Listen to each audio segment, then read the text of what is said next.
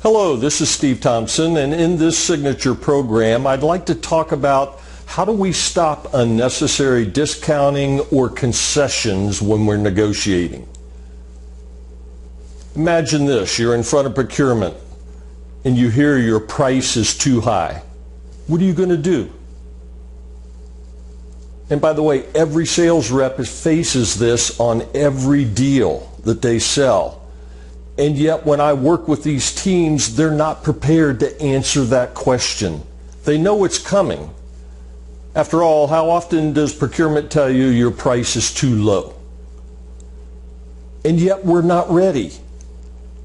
And the negotiation is one of these critical pressure points in any business relationship where the way you behave and how you negotiate signals to the customer they're doing business with the right rep, with the right company, or your behavior can cause them to start doubting their decision.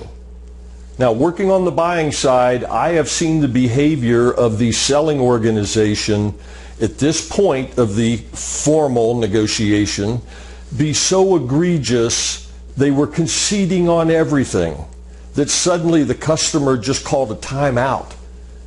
And they ended up canceling that whole procurement because they said, this is way too risky.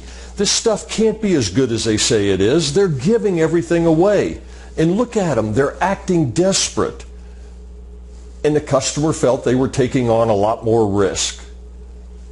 So how do we stop unnecessary concessions, too much discounting?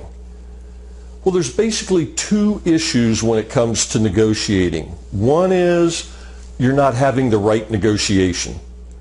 Now, I don't care how good a negotiator you are, if you're not having the right negotiation, you're not going to get the results you want. So what are some examples of not having the right negotiation? Well, I gave you one, and that is where you negotiate on a single issue. You see, on a single issue, mathematically, it's a zero-sum game. One side can only win if the other loses. You're having a win-lose conversation, and those always end up being contentious. But what I found is there's really two major things that affect the deal.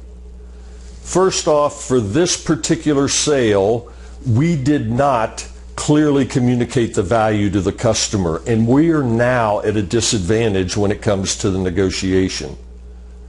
Now, to make matters worse, let's say this is an existing customer who's bought from us before, and they don't quite understand the value they've gotten, but they're pretty sure they've spent too much.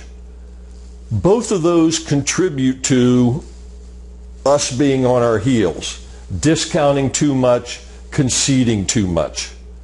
Now, I can teach your team in 10 minutes how to be better negotiators. There's just 4 simple rules. The harder part is setting up the right negotiation, and that has to start with the very first meeting that we have with the customer. And that's what we're going to cover in this session.